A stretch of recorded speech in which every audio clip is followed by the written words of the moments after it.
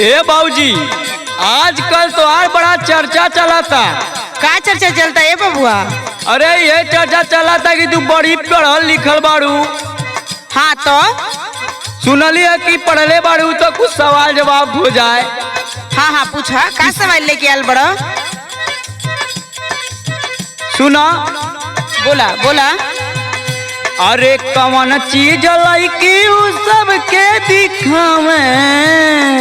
अच्छा, अरे कौन चीज लईकी उ सबके दिखावे त लइका रख ले छी। पाया रे भौजी लइका रख ले छी।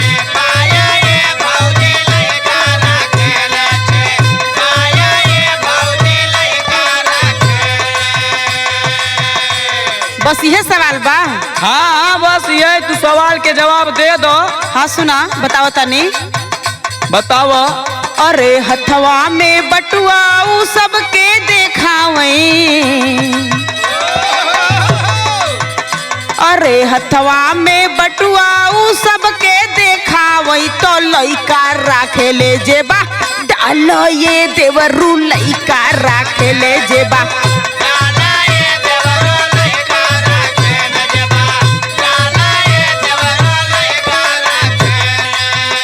सुना। हाँ सुना। जौन लड़की हाथ में लेके चली लड़का अपने जेबा में डले रहल।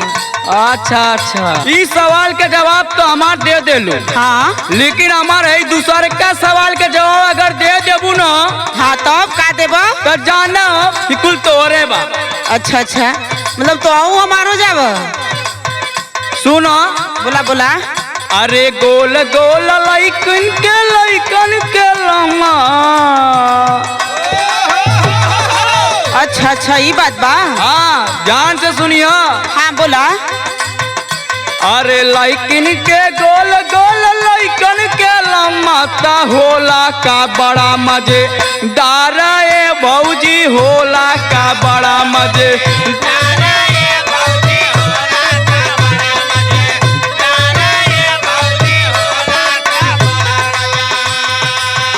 लइकिन के गोल गोल लइकन के लंबा। हाँ बाबूजी सही। तोहार लगा तो नियत बबुआ खोट हो गइल बा। अरे नहीं, तू गलत सोच गइलू। सुना, हम बताओ तनी। बताओ।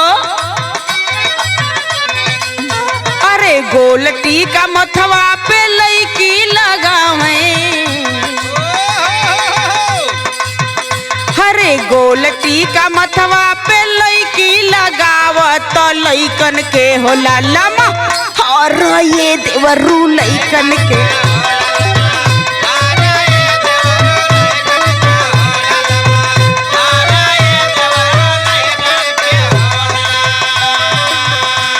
सुन लो।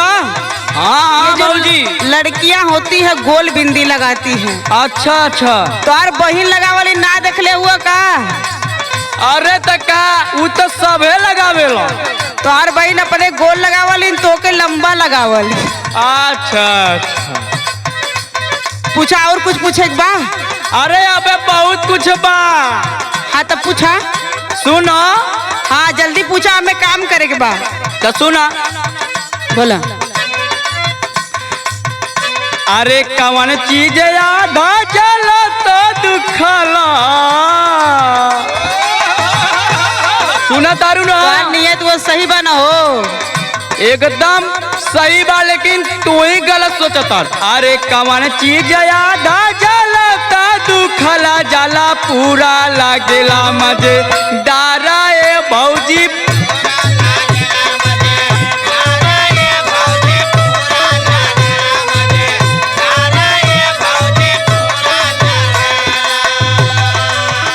बबुआ सुना। सुनावा। हम बतावा तनी कौन चीज हो। कौन चीज? सुना। सुनावा। अरे पहिने में चूड़िया आधे पे दुखाला। अरे माई रे। सुनता ना? सुनाता नहीं। अरे पहिरे में चूड़िया आधे पे दुखाला जाला पूरा बजेला झन। कारो ये देवरू पूरा बजेला झन।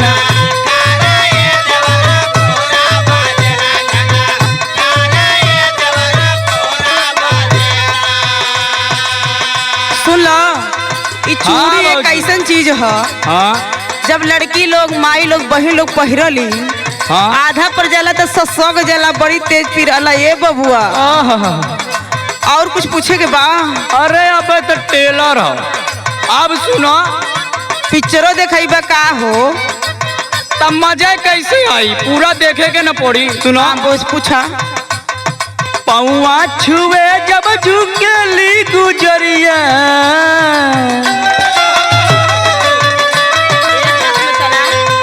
सुनो तारू ना। हाँ बोला बोला। कहीं ध्यान लगा के सुनियो। एकदम लगौले बानी हो। पौआ छुए जब झुकेली गुजरिया ता बोला कालू के होती यारा ए भौजी होला।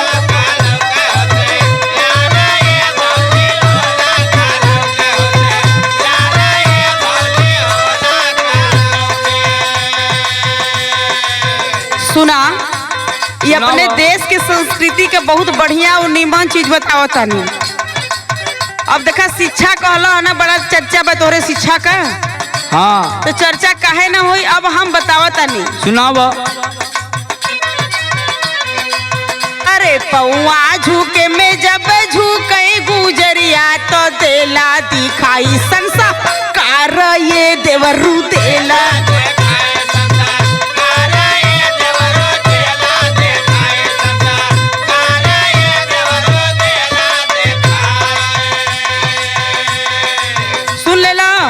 हाँ भाजी सुन लेनी हो लेकिन एक बात और सुन लो।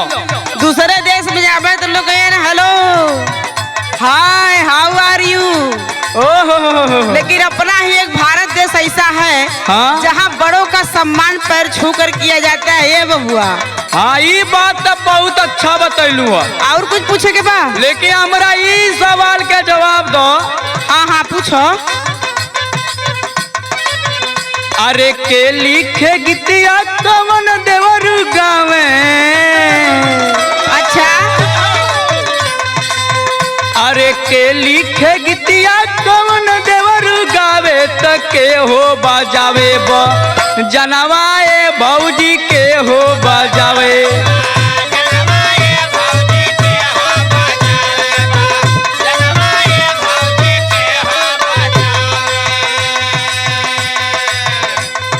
बताई बतावा बतावा। सुना आँख कान नाक कुल खोल के सुनी। हाँ एकदम खोल ले बन। चूंकि गाना का अंतिम लाइन बताओ तानी।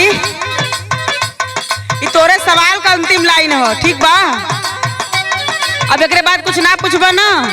अरे तू बस इतना बता देबू तो जान ले कि तू ओरिजिनल सर्टिफिकेट ले बाड़ू। अच्छा तो रुका सुना। सुनावा। अरे शुभम लिखे गीतिया नील देवरू गावई। हरे शुभम लिखे गीतिया नील देवरू गावत संतोष बजावई बा जनमाए देवरू संतोष बजावई बा जनमाए देव